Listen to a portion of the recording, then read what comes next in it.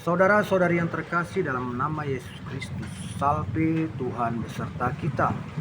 Hari ini kita bertemu dalam renungan harian Katolik, hari Kamis 16 Januari 2025. Yang menjadi renungan harian bagi kita hari ini diambil dari Injil Markus bab 1 ayat 40 sampai 45. Dalam Injil hari ini dikisahkan bagaimana seorang penderita kusta datang dan sujud kepada Yesus memohon kesembuhan. Karena belas kasihan, Yesus pun menyembuhkan orang itu. Dan setelah orang itu sembuh, Yesus berpesan, "Ingatlah, jangan beritahu kepada siapapun, tapi pergilah kepada imam dan persembahkanlah apa yang dipesankan Musa kepadamu, agar mereka tahu." Nah, saudara-saudari yang terkasih dalam Kristus, dalam Injil hari ini, karena belas kasihan.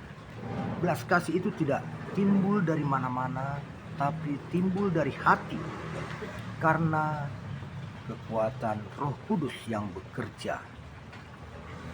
Kita pun akan melaksanakan belas kasih bila kita membuka hati agar Roh Kudus bekerja ke dalam hati kita. Hati nurani kita akan selalu mengarahkan kita untuk selalu berbelas kasih. Sekarang, maukah kita membuka hati? Setelah membuka hati, maukah kita melaksanakan apa yang dikatakan hati nurani kita? Saudara-saudari yang terkasih, dalam kehidupan kita sehari-hari, dalam bermasyarakat, dalam hidup bermedia sosial, kita mungkin pernah berhadapan dengan saudara atau teman atau kerabat yang sedang dalam kesulitan dan memohon doa kita. Mungkin kita juga akan berkata, "Saya akan mendoakanmu." Saat kita mengatakan "saya akan mendoakanmu", ini adalah niat baik, niat kasih.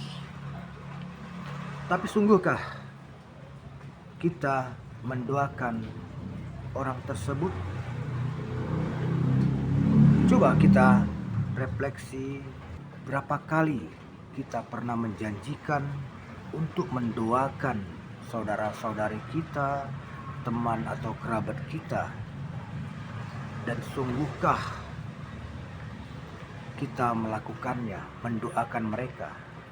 Atau perkataan "saya akan mendoakan" itu hanya berakhir di situ saja dan tanpa pelaksanaan?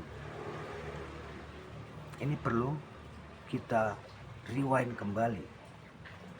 Jika ternyata kita hanya mengatakan "aku akan mendoakanmu", namun kita tidak pernah mewujudkannya dan mendoakannya, sungguh kita menjadi citra Allah yang penipu, pembohong.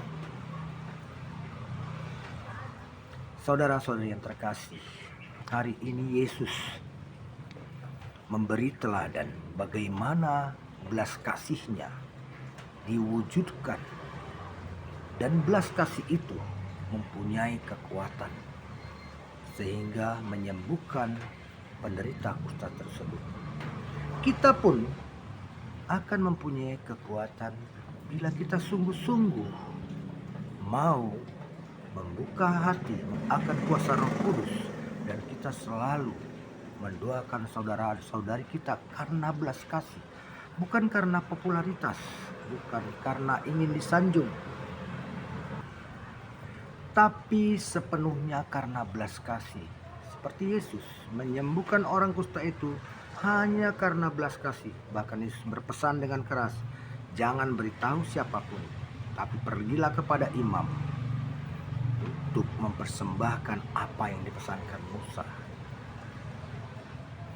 Yesus melakukan belas kasih dan berdampak penyembuhan kepada orang kusta itu yang selamanya telah kehilangan martabat kemanusiaannya karena ia telah diasingkan akibat penyakitnya.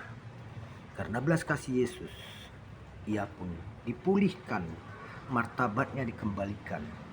Marilah kita juga meneladani Yesus, mendoakan saudara-saudari kita karena belas kasih saja, bukan karena ingin dipuji, bukan karena ingin popularitas, tapi total karena belas kasih.